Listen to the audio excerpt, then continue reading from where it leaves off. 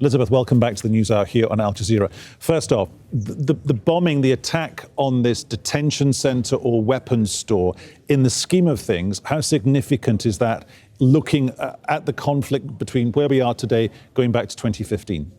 It's a stark reminder of the very poor targeting that has been carried out by the Saudi-led coalition, hitting again and again civilian targets, or at least targets where there are civilians. I think it's important to point out that while it may be true that the Houthis were hiding weapons amongst detainees, that doesn't mean that that's then a legitimate target. Will we ever get definitive proof as to what was actually going on in this, I think it was a former school or a part of a university?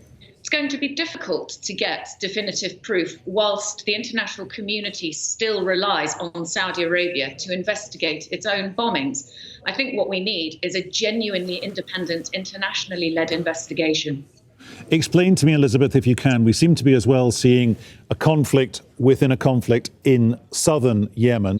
That's right, Peter. We now have the forces that are loyal to the Yemeni government and the forces that are loyal to their coalition partners in the south at each other's throats. And this is a potentially very explosive situation because it pits the north against the south in an old and very conflict-prone fault line, but it also has potential to spread into infighting inside the south.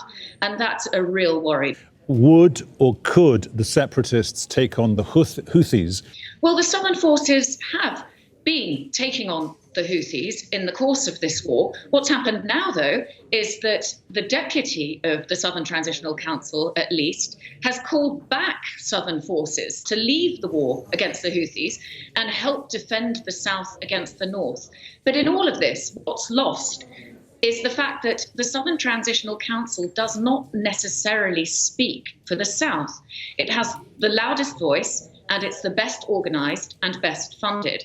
And it does predominate in Aden, but it's not at all clear that it represents the interests of other Southerners, either other separatists, such as those who have grouped together in the Iraq, the Southern Movement, who are not aligned with the Southern Transitional Council, or indeed other groups in the South who don't want secession at all.